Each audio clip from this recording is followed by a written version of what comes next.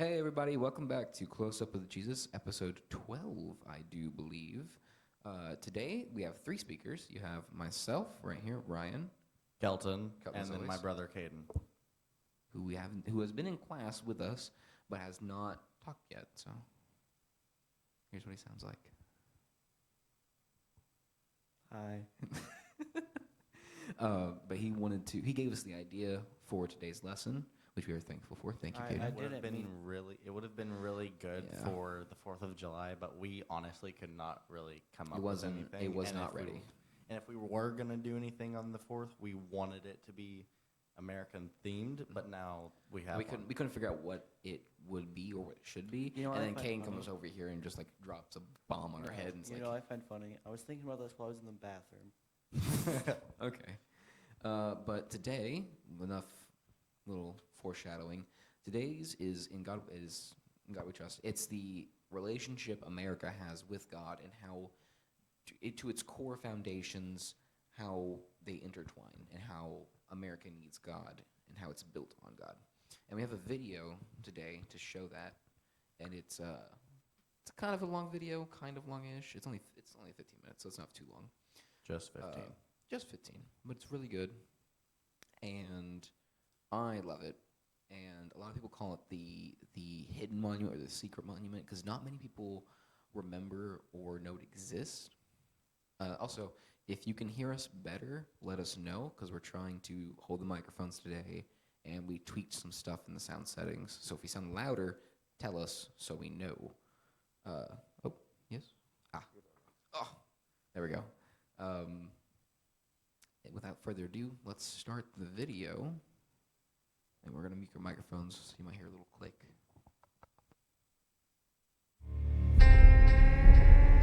There's nothing like bones to remind you of your heritage.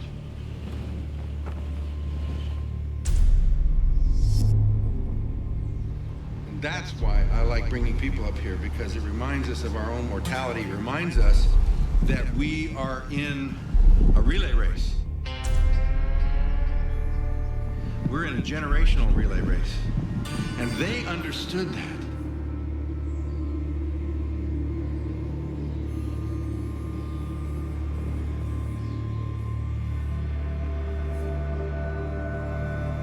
This is William Bradford's grave. That's him. He's the governor for 30 years of the Pilgrim Colony, who lost his wife the first winter, who fell off the back of the Mayflower. She was the first one to die. He's one of those that survived the first winter. He's one that went on and became their governor and their faithful leader for all this time. And they built this for him many years later. But they did put a Hebrew inscription that says, Jehovah is our help. That's from him because he himself taught himself Hebrew to be closer to Moses, closer to the Old Testament, so he could be closer to God. They had a love for God and a love for their families and a love for freedom that brought them to this world. And William Bradford exemplifies that. I wish they had left us some kind of a training manual, some kind of a secret sauce recipe card that we could pick up and go, all right, here's what it is, here's what we do. What do we do? How do we get back to that? Now, when the children of Israel going into the Promised Land, they crossed the Jordan River, and God stood it on in, and they walked across. And before the waters stopped parting, God told them to take 12 stones from the bottom of the river and put it up on the top of Mount Gilgal and make a monument, so that when your children ask, what are these stones, you'll be able to tell them, this is where God parted the sea. And that's what the Pilgrims left us. They left us a monument that not only gives tribute to what was accomplished here, but it gives us a specific strategy, a breakout of a blueprint of if we would ever forget what made America great, what made us free, we can go back and follow that strategy, and it's right up on a hill a half mile from here. Right here? Right here.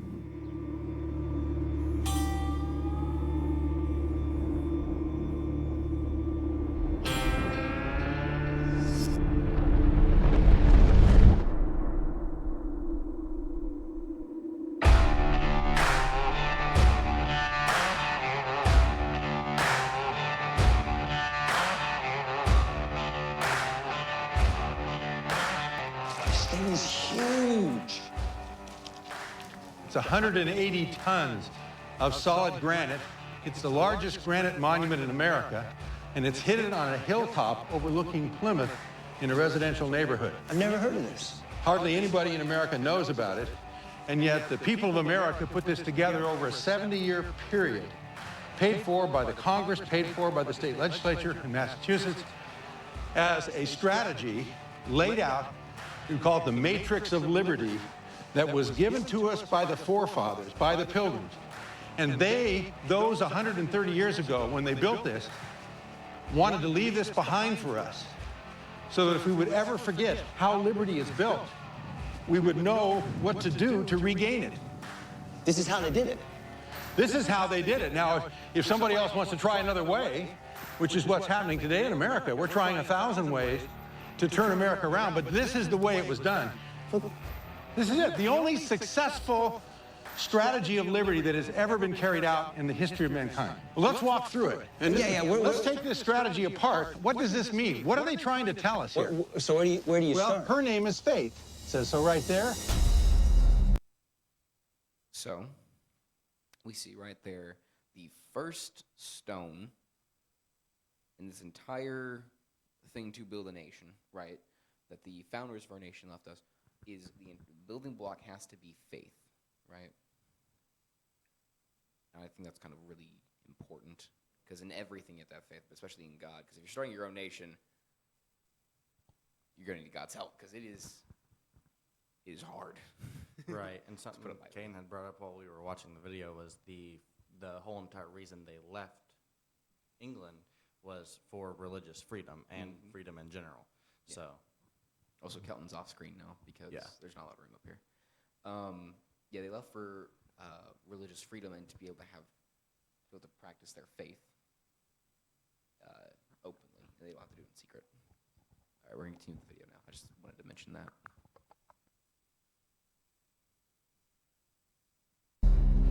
And she is pointing her finger to heaven. Why? Where God is. Where God is, because her faith is in the God of the Bible, in Jesus Christ. They knew that the only faith that could bring true liberty was a faith in the one true God and his Bible. And you see a Bible there, an open Bible. It's a Geneva Bible. The pages are opened up, which meant that they read it. And as they read it, and as they had faith in God, he gave them wisdom. That's why you see the star on her forehead. She's given wisdom to know how to live in this world. And all of the rest of these statues, each one weighing almost 20 tons, is tied to faith, because without faith, it falls apart. And that's the beginning of it all. Where do we go from there? From here, you need to go to character or morality, and you'll notice Because that's the internal liberty. that is the internal liberty, which is the beginning of all freedom. She is called morality. Notice that she has no eyes. That is on purpose, because she's looking internal character, the transformation of the heart first, and then that brings external transformation. And notice that she has the 10 Commandments in her left hand and the scroll of Revelation in the right. What would that signify? The Bible. Exactly. That if you want to have morality, there has to be a standard, and more than that, there has to be an internal transformation. This is speaking of the need to internalize and allow God to change our hearts and our minds first. Because in England, you had top-down morality imposed on people. Do this, do that. You're moralizing people, but you're saying their morality started in the heart. In the heart. It had to be changed here. They realized Inside. just because you said you were a member of a church, like the Church of England, didn't make you a Christian. And you see this over on the side.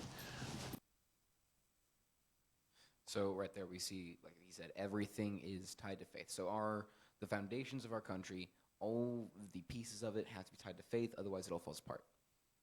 And then we see morality. He said it has to be an inward transformation, that's why she has no eyes. And that's very important, and that's very crucial, because, in dictatorships, the dictator will force his or her belief onto its people and force the morality onto them, like in communist Russia, right?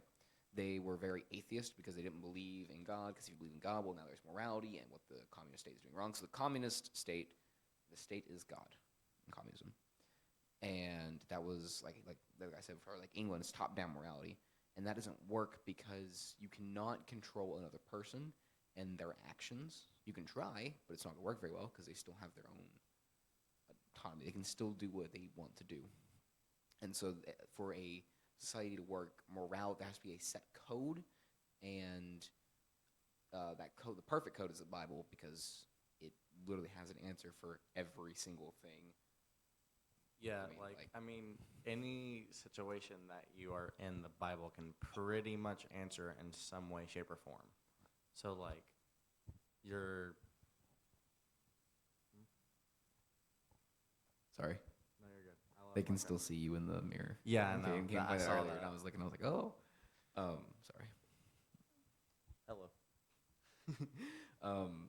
But everything ties back to faith, and the morality has to be set, because without morality, whatever laws you're going to pass aren't going to be moral, and they're going to be wrong. So you have to have faith, and now you have to have morality. And if morality cannot be forced upon you, you have to agree to it and look inwards, because inwards transformation will result in outwards transformation. And that will go to the next building block, which they're about to talk about. The side statues give an explanation of what the meaning of this is for us. That's why we need the evangelist. You see the evangel here writing down the Gospels. And there's a need for evangelists. Why? Because we need to have the gospel of the great liberating gospel of Christ that says he came to set us free. First. So this is completely contrary to the way the rest of the world had done it up to this point. The pilgrims are saying that morality starts internally with the gospel. The evangelist has to preach the message that transforms the heart, and then you want to do what's right, rather than being forced to do what's right from the king who tells you what good and bad is. That's it. Okay, what's next? What's next is, and you see the development of it, if you want to have a free civilization, you need to have a civil authority or civil law that will give a base for that freedom. In other words, you've got to have some degree of order in society.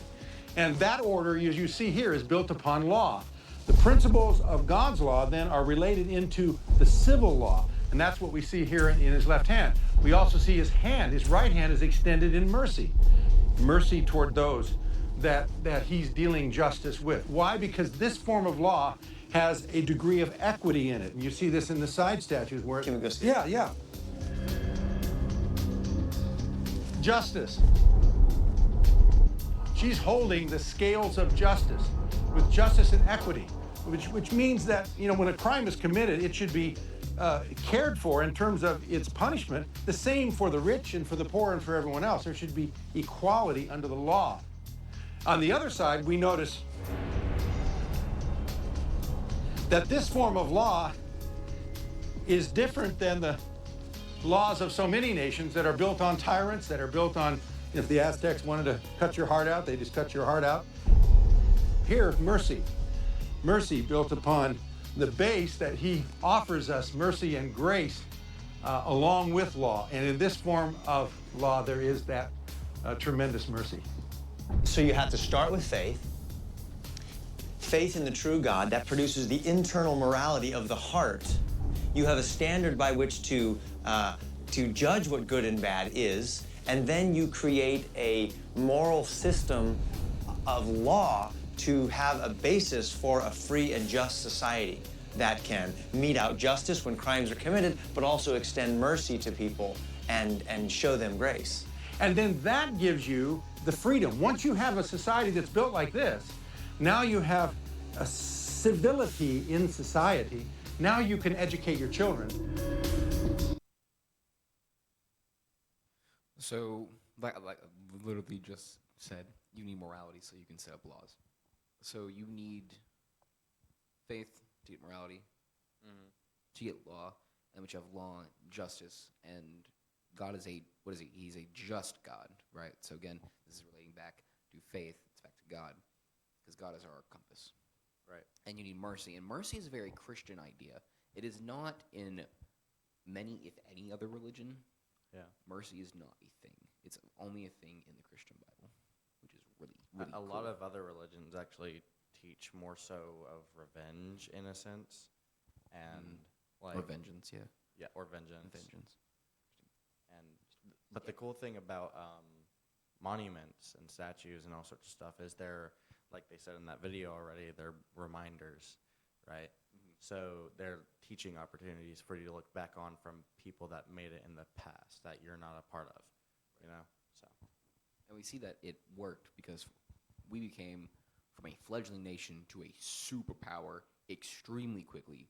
There is no other nation in the world that does that. That just goes from new fledgling nation to superpower in the span of only a couple, how old is the United States? 2 centuries? 2 centuries old? I believe so. There's not any other nation that's not. Rome was not born like America. It was slow, but it became a very strong superpower. We have all of that, and now we go on to education.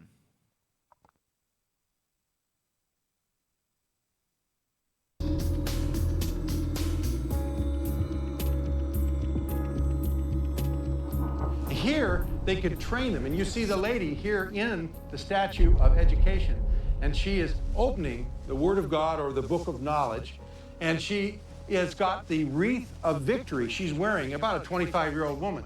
She is educating her children, and she is sitting in victory. Why is she sitting in victory? Because she has trained her children up in the way they should go and prepared them so that the next generation that came after them would know the strategy of how to carry on the truth and carry on a free civilization. Isn't that amazing? And what's on her side over here? Over here, you see her training her child. And she has a book in her one hand, and then he has a scroll where he is writing on the other. And this is youth, trained in their youth. It was the parents' responsibility to educate. And so this would be the mother training up a child in the way he should go.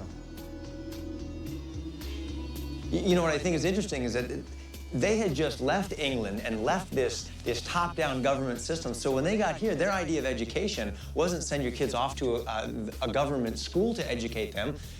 It was the parents' responsibility to do this, particularly because their worldview was different than the government's worldview, which would have been, no, you're a nobody, you're a slave, you just lay down on your back and do whatever the king says, which is sort of the attitude that we get in most governments today, is that you just do whatever the government says, whereas they're saying, no, it's our responsibility as parents to educate our kids and to teach them faith and internal morality and to understand the importance of fair, just, and merciful laws. And it's passed down from generation to generation. And if you see on the other side, you'll see how the grandfathers played a role.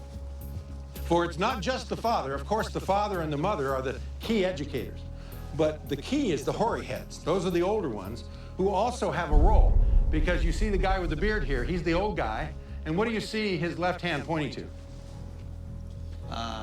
There's a book, and it looks like you've got the 10 Commandments again. 10 Commandments and an open Bible. Okay? And so he, being older and wiser, he knows the commandments, he knows the Word of God, and then he is pointing to that. And then on the other side, what do you see of him? That's the world. The world, right. So he is teaching the younger generation, both his daughter and his grandchildren, how the world works from a biblical perspective. And all of this leads to something, Kirk, and that's, you see the strategy building from the internal to the external, to the law, to education, to pass it on to the next generation. And what are they passing on? They're passing on liberty. And this is what is the result of living out that strategy. And his name is liberty. All right, so there we see that after law comes education, and how it's supposed to work is parents are supposed to teach the children, not the state, because they had that in England. They didn't need that. It is the parents' job to teach the child in the way it should go. And the Bible says that. Teach a child in the way it shall go, and he shall not stray from it. Yeah. And we see that you need to teach them in their youth, because when we become teenagers, we throw everything out the window, and then we become adults, and we remember our youth, and we go, okay, that's what my dad said to do in this situation, what my mom said to do in this situation. We remember that. So if you don't teach us in our youth, we're not going to remember that. And then the other statue was wisdom, right? And today we have especially mine, Kelton, and Caden's generation have a really bad problem that we were not raised in our youth correctly, and now we are disrespecting and not heeding our elders when they say something because of that. And we don't listen to them, and that causes a lot of problems. We don't do that. It really does.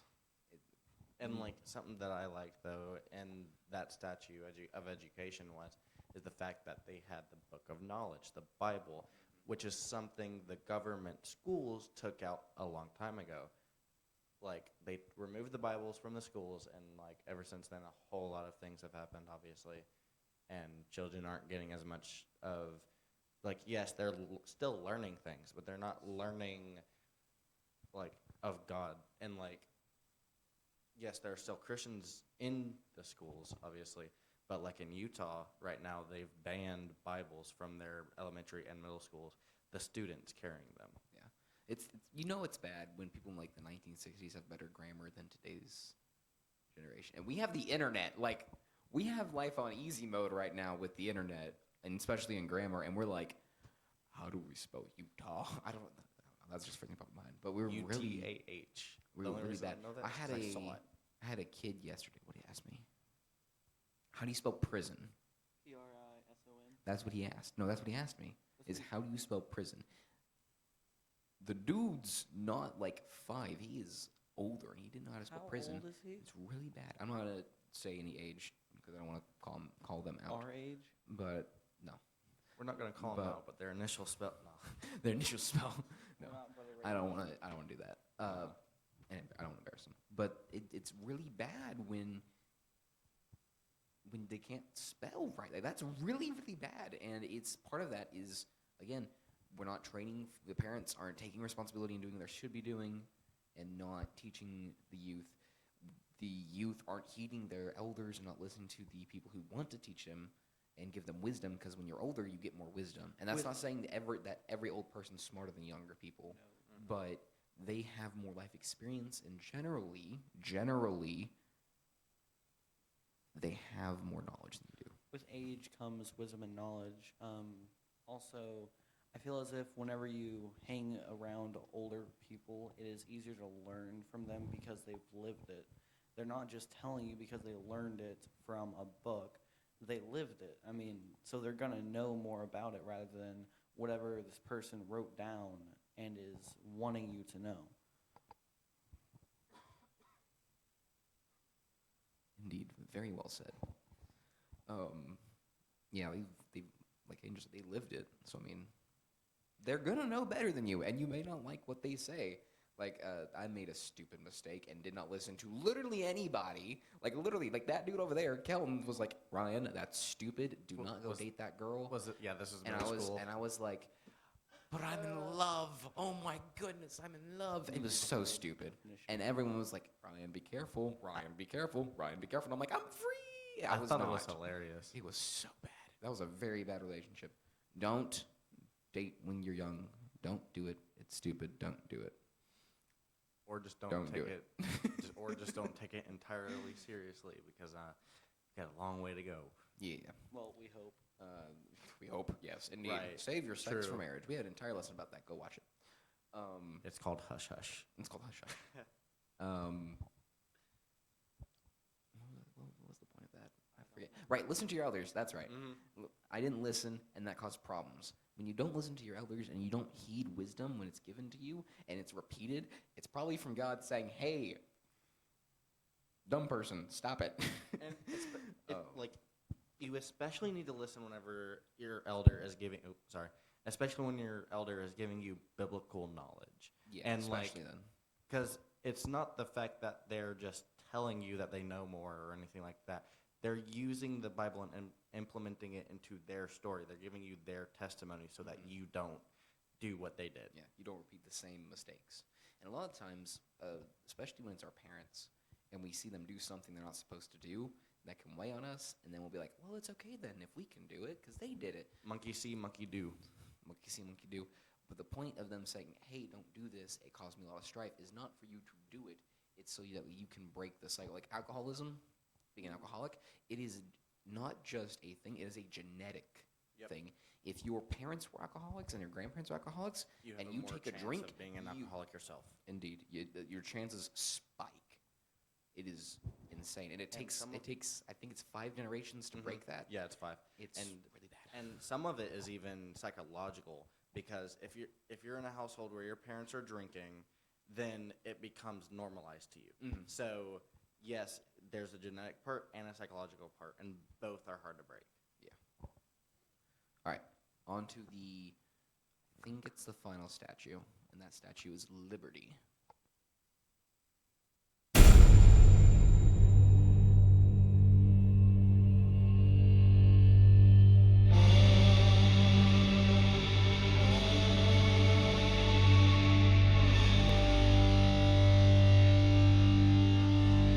We call him Liberty Man. Look at this guy. He's a Liberty stud. hero. Now this guy is not a guy you want to mess with, right? And he's seated in liberty. Okay, explain who this guy is. Liberty Man. Liberty Man, the liberty hero that he represents, is the fruit. He is the result of obeying the matrix of liberty that you see on this monument. And he is seated in liberty. Now I want you to be careful to notice these details. Notice that he's holding broken chains in his left hand. Notice that he has, where the chains were, bound to his legs. Notice that he is now seated in liberty. He's got that good look on his face like, listen, I'm free, but I'm looking out, defending my liberty, but I'm free. And notice the claw that is on his right shoulder. That claw relates to a skin that goes around to the left here, and you see a lion's head, an entire lion skin. That ultimately represented the lion of the English tyrant back in those days. So he has slain the lion. He's slain the lion, and that's what it says here on the left. Tyranny is defeated, and you see Liberty Man standing over tyranny with his foot on the chest of tyranny. He's holding tyranny down. And again, the Pilgrims won this victory without violence of any kind, except living out God's principles. You know, one of the things that's striking me is the fact that this is talking about our forefathers, the Pilgrims, but this guy is not some wimpish little religious guy. I mean, this guy is a stud, right? Yeah. He's strong. He's looking out. He has just defeated a beast, and he's got a sword in his hand. That's right. And he's here to protect, right? That's right. He's here to protect his family and to defend the laws that they have made, and ultimately to defend their values and their character, their faith. Exactly, exactly. And it shows you that if you do it right, you can be strong as an individual, you can defend liberty, and if need be, you can fight. You don't want to fight, but if you have to, you're ready. But the point is, because you've done it God's way, there is a long-term blessing that goes with it. This is awesome. This is it. This is it. So Kirk, this is that recipe. This is that strategy, that matrix that was what built America. This is it. And if we want to try something else, yeah, people can try other things. But in the history of the world, the one strategy that has brought more liberty, more prosperity, and more joy than any other is this strategy. Why would you go anywhere else? All right, and then we saw Liberty Man. We saw that he was on tyranny in that smaller statue. I'm going to rewind to that point, actually, because it's really, I thought it was really cool. So right there, we see that liberty is holding tyranny down, but tyranny's not dead, right? And I think the reasoning for that is because liberty does not kill tyranny. It simply gets rid of it. Tyranny can and will come back if liberty goes away. And that's why I think they left that alive. And I think that's really cool. And we also saw later, what if I can just press, oh, I can't, darn.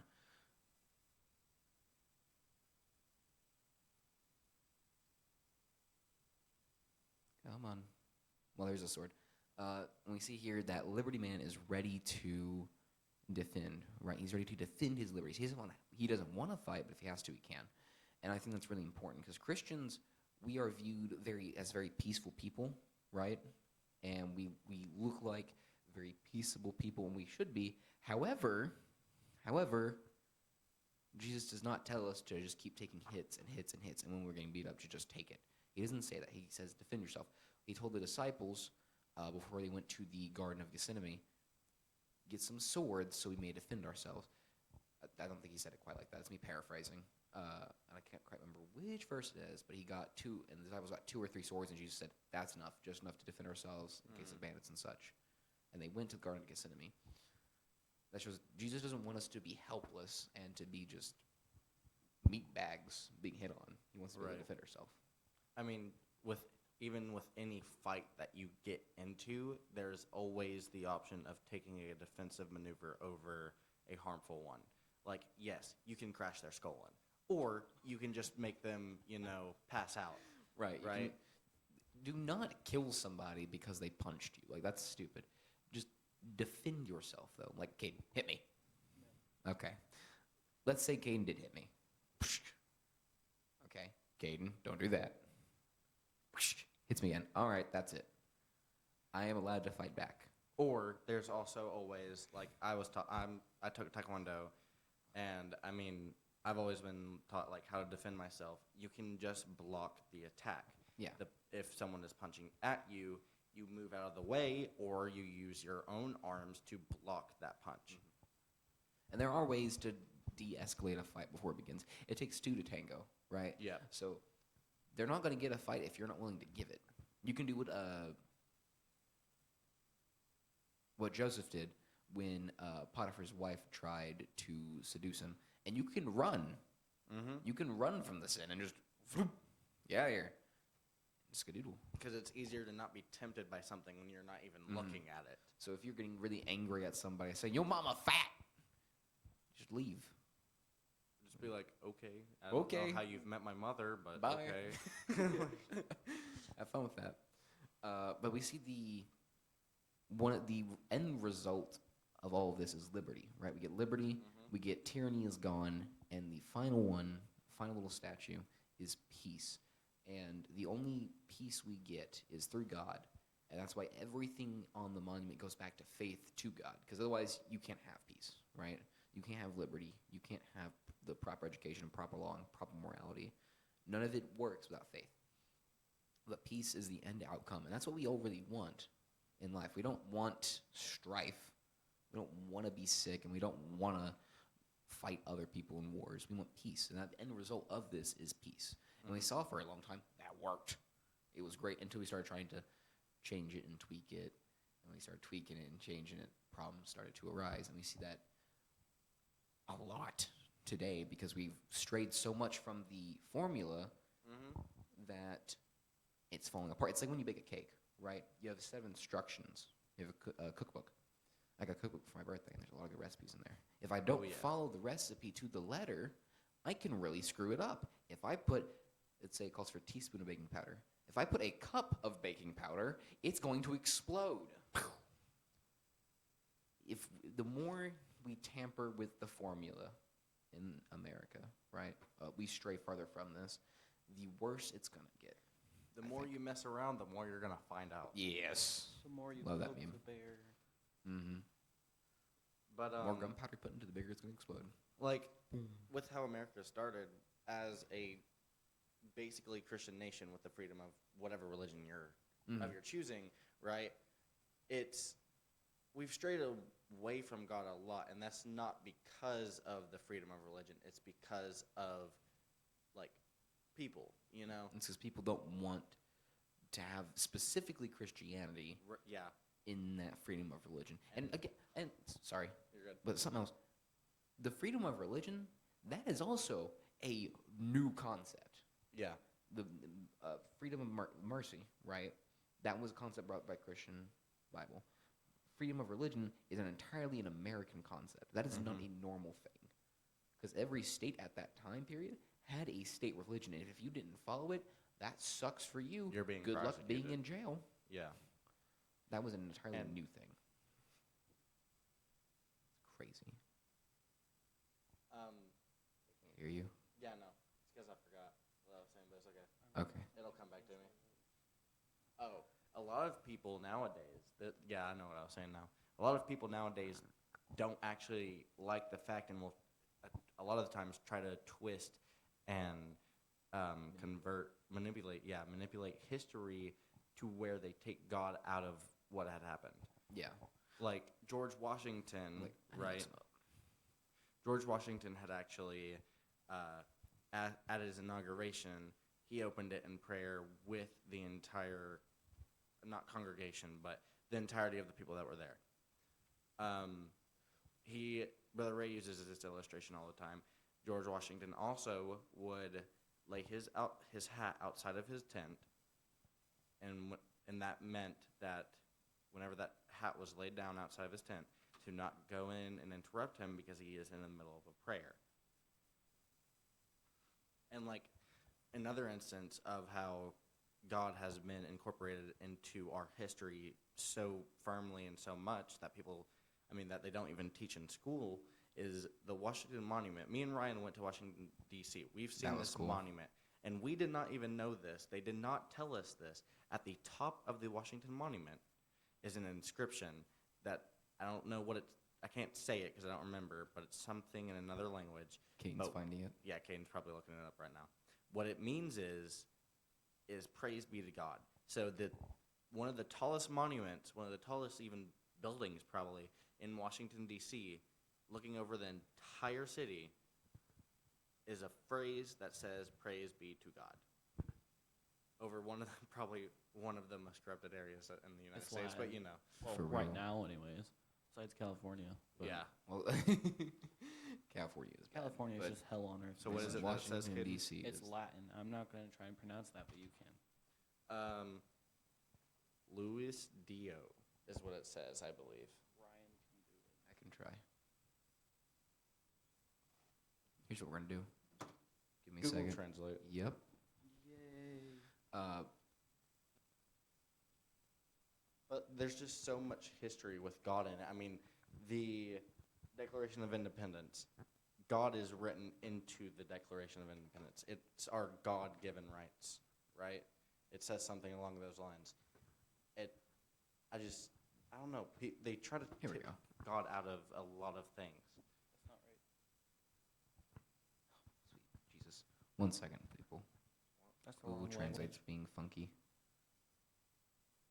Switch it. Oh, you son of a gun! You have to How dare you? To type into it. One you go. moment. Hey, that's Elias Deo. It's a Dang nabbit. DEO. It changed my words when I put it back to Latin. There we go. Laus Deo. Laus Deo. I was close. You were very close. Praise be to God.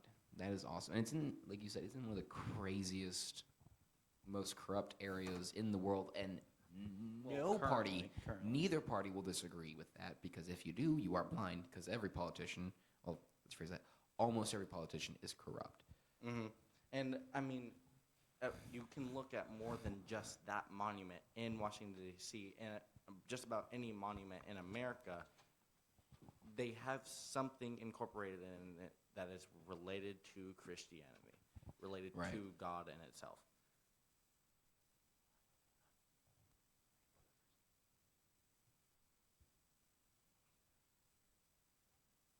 I believe they're pulling up a verse right now. Yeah, hold on. Yeah, hold on. Just hold on a second. Let me just read this real quick, Caden. Oh, bonk.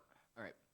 Here in Isaiah chapter 5, verse 20, we see it says, "Woe unto them that call evil good and good evil, that put darkness for light and light for darkness, that put bitter for sweet and sweet for bitter. Woe unto them that are wise in their own eyes and prudent in their own sight. Woe unto them that are mighty to drink wine and men of strength to mingle strong drink, which justify the wicked for reward and take away the righteousness of the righteous from him. Therefore, as a fire devoureth the stubble, and the flame consumeth the chaff, so their root shall be as rottenness, and their blossom shall go up as dust, because they have cast away the law of the Lord of hosts, and despised the word of the Holy One of Israel." So we saw with every statue there, what did we see? We saw the Bible, and we saw the Ten Commandments, which are the law of the Lord. And right there in verse 24, we see it say, they have cast away the law of the Lord of the host. And what do we see that if we cast it away, what happens to the formula? It falls apart and doesn't work, because you don't have the law to teach the children, and you don't have morality to teach the children. You don't have morality to make the civil laws of the nation. So it falls apart. Back to what Colton was saying about there being so much about Christianity and God in the history of the United States. The inscription on the tomb of the unknown soldier reads, "Here rests in honored glory an American soldier known but to God." Even if that soldier wasn't Christian, they were still, just because they weren't Christian doesn't mean God doesn't know them. They had the opportunity, I'm sure. It's just, Yeah. God gives every person the opportunity to come to him. Every single person. Oh. Well. And the cool thing about the unknown tomb, though, it's not just of one soldier. It is now representative of every single unknown soldier that they have found. It's not just the one that's in there. even the soldiers they didn't find. Indeed. Yep. It's just,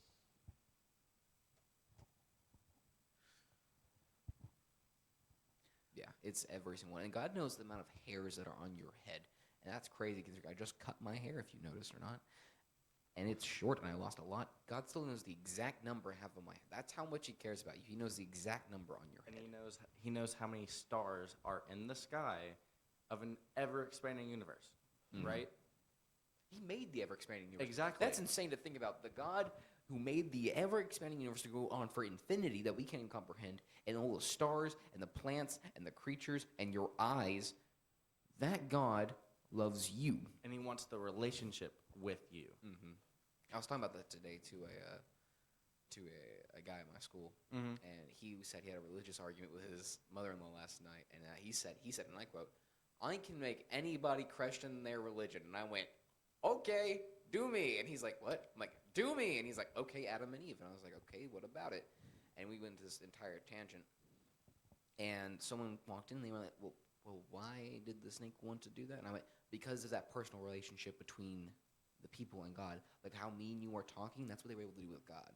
And the snake was Satan, and Satan didn't want that The because he devil lost wants that to relationship. disrupt your relationship with God at any cost. The devil, in and of itself, is tyranny. Because the devil doesn't want your benefit. God wants you to benefit. He wants you to love him, and he wants to love you. He doesn't want to hurt you.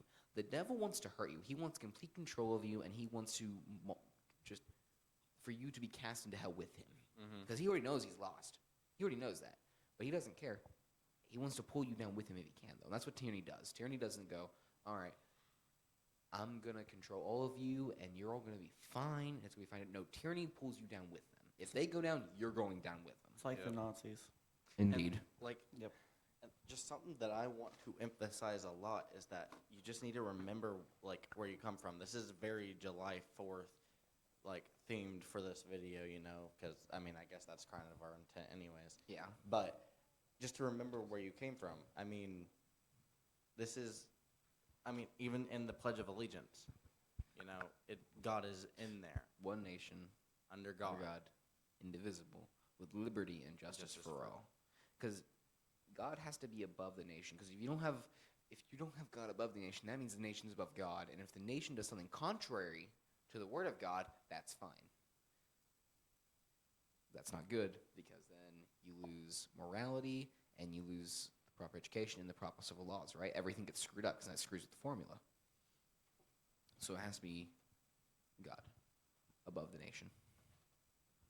Something that confuses me a bit is the fact that we were built, the United States was built on Christianity, and then after so many years, it's just fallen. Yeah.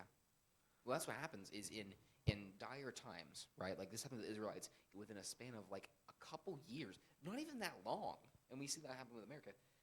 The Israelites went from seeing a fire cyclone from the sky keep the Egyptian army back and crossing through a sea, right? Which we know they did cross the Red Sea because we found a land bridge where they were and 2 monuments that they erected, being like, hey, this is where we crossed.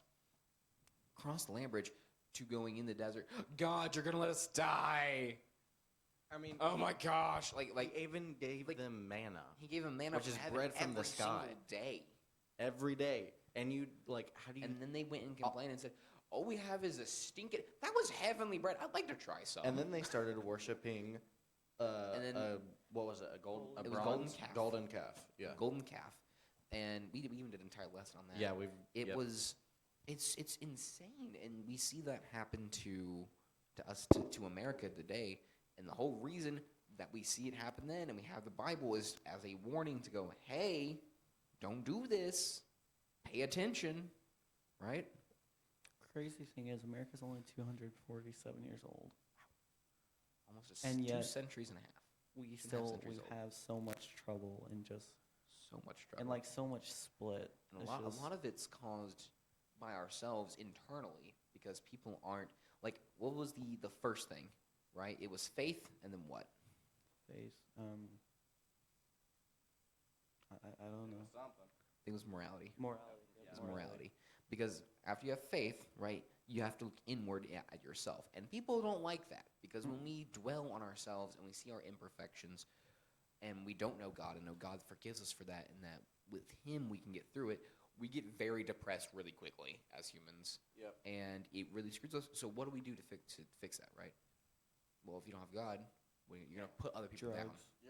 You're going to if you point out don't- everybody else's faults. Yeah, and if you don't have God to fix it, then you're just going to go into a worse cycle. I mean, A spiral. yeah, it's just going to continuously go down. It's like drinking, right? Mhm. Take your first drink. Oh, I feel good. Well, now I'm spending a bunch of money on drinking, and my life's going poorly. Okay, well, maybe if I drink more, it'll be fine. Okay, it's getting worse. Okay, well, but look, that guy over there. I'm not as bad as that guy over there, the bum in the corner who spent all his money on drinking. Okay, well, oh wait, now I am the bum, And then you find yourself with the bum. and now I am the bum. I've gotten worse than the bum, and it just kind of spirals down and down and down forever. It's really bad. That was our lesson on America and the foundations. And no, you have something else to say? Something else? Go. Yeah, I remember something else I was gonna say earlier. It was whenever I was talking about the education. Whenever it was during the video, I was telling Ryan that one of the biggest mistakes we made was taking God out of the schools. Because once you take God out of school, then whoever's teaching has the power to put whatever they want into the children's heads, even if it's not correct. And we see Or today right. that it's become a very bad problem. is. Like Yeah. extremely bad. And people are they're training the kids against the parents, which is extremely wrong. Honestly, just On, like, go a- watch just a the basic level. entire God's Not Dead series. Oh, Do yeah. it. will It's explain really That's where I got this everything that idea. we're talking about. It's really good. The one we watched before the lesson The fourth. was God's the Not Dead, God's We Not the Dead, We the People. People. It's the newest one that came out. And That's the it one is that gave me this idea. really good. It was. I think this was a very good thing to do after 4th of July. This was a Yeah. good lesson, I think. All right. We will see y'all next Tuesday and tomorrow at 7 o'clock for Wednesday night service. And we'll be praying for y'all. Yep. Y'all have a great We rest of love the you. night. And don't forget to comment, okay? Comment. We need ideas. Give it to us. Give us the questions. We We hunger want- for them, please. We made this for you guys. We want your questions. I can't make the ideas Yeah. every time, guys. Yeah, Caden can't do that.